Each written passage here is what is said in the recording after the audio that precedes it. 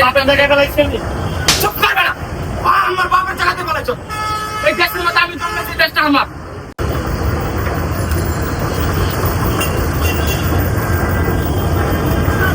বড় ভাই এই যে ভাই এখানে পালানো জায়গা ভাই সমস্যা আমার বাপের জায়গায় ফেলাইছেন চুপ করবে না আমার বাপের জায়গাতে ফেলাইছো এই দেশের মধ্যে আমি জন্মেছি দেশটা আমার দেশটা আমার আপনি আপনি এটা তুলে নিয়েছেন এটা তুলে ধরেন এটা এখানে এখানে পালানো জায়গা এটা ভিতর আটকে যায় তখন কি হবে মানে ভালো জিনিস আপনারা বুঝেন না এটা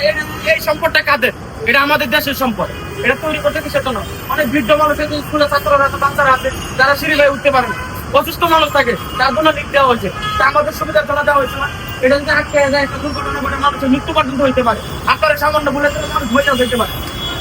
শিক্ষিত মানুষের শিক্ষিত আমাদের কাজ করতেছে না আপনারা এই রাষ্ট্র নোংরা বানাবেন আবার বিদেশ দেয়া কিছু টাকা পয়সা হলে বিমান চালাবেন বাহিরে দেশে যাওয়ার পরে বাংলাদেশ নোংরা বাংলাদেশ নোংরা নিজের দেশে জন্মগ্রহণ করে এই দেশে জন্মগ্রহণ করে এই দেশের বদনাম করে ঠিকই বলছে ভাই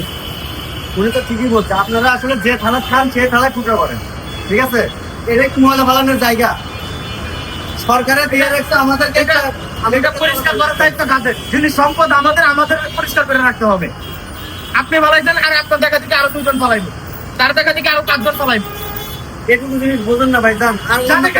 ফালান ভাই যান মানে আপনাদের কমন সেন্স এখন আর কাজ করে না ধন্যবাদ ভাই